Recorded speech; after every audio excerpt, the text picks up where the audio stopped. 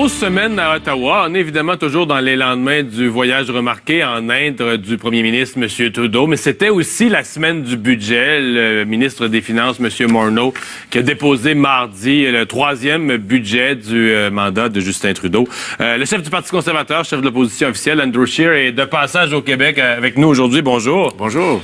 Votre impression, quelques jours après, la poussière a tombé, vous retenez quoi de ce budget? Mais jamais un premier ministre n'a dépensé autant et accomplir si peu. Il n'y a aucune chose ici dans ce budget, sauf les déficits, les grands déficits, 3 fois plus grands qu'il a promis.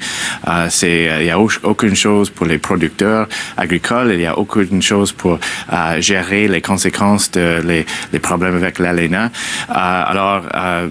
Ça, c'est pas un bon budget. Mais M. Morneau dit que l'économie va, à cause de nos politiques économiques, à cause de nos budgets passés, l'économie va mieux que jamais. Non, mais ça, c'est fausse. C'est pas à cause du gouvernement, c'est à cause des facteurs mondiaux. Et le gouvernement libéral fait les choses qui mettent notre économie en risque. Ça, c'est le temps pour régler le budget. Quand l'économie a grandi, ça, c'est le temps pour éliminer les déficits. Parce que s'il y a une récession, tout le monde sait qu'on doit avoir les déficits. Alors, si les libéraux demandent plus de dépenses pendant les récessions et aussi pendant les périodes de croissance, c'est quand le temps pour les budgets équilibrés.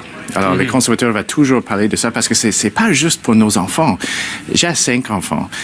Mon fils, Thomas, aura 40 ans avant que le budget va être équilibré. Ça, c'est pas juste pour la prochaine génération. Mais si, vous êtes chef de l'opposition, vous devenez premier ministre en octobre 2019, dans un an et demi. On revient au déficit zéro? J'ai fait le premier que pendant le premier mandat, en une période de 2 années, les conservateurs vont éliminer le déficit. Alors maintenant, c'est plus difficile chaque année sous le gouvernement libéral parce qu'il augmente les dépenses chaque année. Mais il y a des choses qu'on peut éliminer. Les libéraux ont choisi de dépenser 500 millions de dollars dans une banque d'infrastructure en Égypte. Pas en Canada, pas pour les Canadiens, pour les projets dans les autres pays. Elle a augmenté les dépenses pour les autres pays de 2 milliards de dollars. Alors, il y a des choses... L'aide internationale, mais là, il va dire qu'on joue notre rôle d'un pays riche qui est généreux à l'international. Mais c'est pas seulement ça, c'est les projets politiques de le premier ministre. On a des besoins réels pour les Canadiens, pour les Québécois, pour les Québécoises, pour les travailleurs partout au pays. On doit avoir un gouvernement qui sont concentrés sur les réalités de les gens qui travaillent tous les jours. C'est pas le rôle du gouvernement d'augmenter les taxes et se concentrer sur les autres enjeux. Vous retenez quoi du voyage de notre premier ministre en Inde? Un échec total. C'est sans précédent d'avoir un premier ministre avoir une bataille diplomatique quand il est dans un pays qui est notre allié. L'Inde, c'est un partenaire pas seulement économique, mais sur les enjeux sécuritaires régionaux. Et maintenant, il a blâmé le gouvernement de l'Inde pour un fiasco. Une députée libérale a invité un gens qui était condamné pour un homicide, attempted murder, et elle a choisi de mettre le blâme sur le gouvernement d'Inde. Et maintenant, hier, le gouvernement d'Inde a augmenté les tarifs sur nos exports agricoles. Alors, il y a des conséquences réelles. Justin Trudeau doit réaliser qu'il ne peut pas faire les choses comme ça sans conséquences. Il a la responsabilité de prendre son job sérieuse. Le voyage en Inde, on le constate dans l'actualité, dans l'opinion publique, en tout cas au Québec, je peux vous dire, ça n'a pas tellement bien passé. Il y a quand même un sentiment, puis bien des analystes regardent ça et disent Justin Trudeau fait des erreurs, pourrait perdre des plumes, mais il est sauvé par le fait que l'opposition est faible. Avez-vous l'impression que votre parti est incapable de récupérer l'insatisfaction ou les gens déçus ou d'offrir une alternative convaincante aux gens qui seraient déçus de Justin Trudeau? Au contraire, c'est notre parti qui démontre les faiblesses de le Parti libéral, mais aussi que démontre c'est notre vision positive conservateur qui va améliorer la qualité de vie des Canadiens.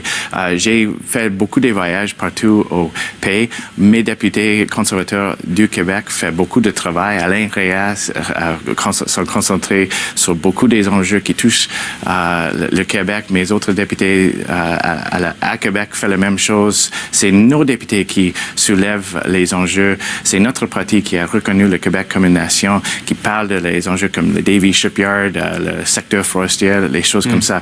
Et j'ai entendu plus en plus que, OK, c'est le Parti conservateur qui a une alternative contre une parti centralisateur. Mais moi, j'entends aussi, M. Scheer, on le connaît pas beaucoup, on le voit pas beaucoup. Peut-être vous devriez vous mettre d'autres types d'habits, des habits plus colorés comme M. Trudeau pour attirer l'attention des foules. Oui, mais je suis ici sans cravate. C'est une première étape. Mais des habits comme ça, vous voyez pas en Inde l'habiller comme ça? Là, on vous remarquerait, là, tout le monde dirait, Andrew Scheer, là, on le connaît, c'est lui. Mais je pense que les Canadiens cherchent une politicienne, oui, qui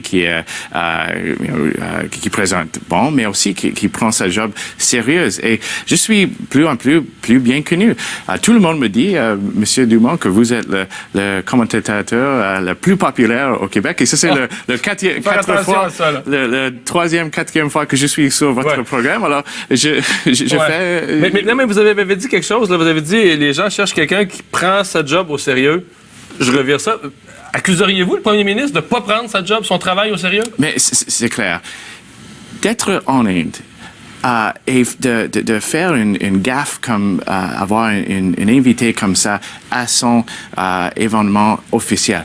Et ensuite de blâmer le gouvernement d'Inde seulement pour switcher le channel. Et il a commencé un incident diplomatique très, très grave. C'est très, très sérieux. Il touche la vie des travailleurs au Canada aujourd'hui parce que le gouvernement d'Inde a répondu avec un nouveau tarif sur nos exports. Ces actions a des conséquences réelles. Et M. Trudeau ne pense pas de les conséquences, il pense seulement de son image, son présentation. C'est sans précédent. Jamais un premier ministre, libéral ou conservateur, a utilisé nos officiels de sécurité dans une manière comme ça, une manière partisane, une manière de faire un exercice de communication pour le premier ministre, pas pour son rôle d'être le chef de l'agence de sécurité. Alors oui, M. Trudeau ne prend pas ses responsabilités sérieuses. Quelle lecture vous faites de ce qui se passe au Bloc, de ce qui s'est passé au Bloc québécois cette semaine? Mais c'est pas à moi de faire les commentaires. Je suis pas un analyste. Je laisse les... Non, mais l'impact politique, l'impact sur votre parti, sur vos troupes, parce que là, il y a peut-être des électeurs du Bloc qui vont devenir déçus de la tournure. Alors, c'est le temps pour les Québécois qui cherchent une partie qui va représenter le Québec, qui va toujours défendre l'intérêt du Québec, de regarder à notre parti, parce que c'est les partis conservateurs qui respectent les compétences provinciales, qui croient dans une Québec fort. C'est notre parti qui a reconnu le Québec comme une nation. C'est nos députés, toujours dans la Chambre des communes, qui soulèvent les enjeux qui touchent la vie des Québécois. C'est pas les députés des autres partis. Ils sont silencieux sur les enjeux comme le secteur forestier, le problème avec l'aide infiltrée, le problème avec l'alinéa. Les enjeux qui touchent la vie dans une manière réelle ici au Québec, c'est nos députés. Mais M. Scheer, merci d'avoir été avec nous. Toujours un plaisir. Bonne fin de journée. On va...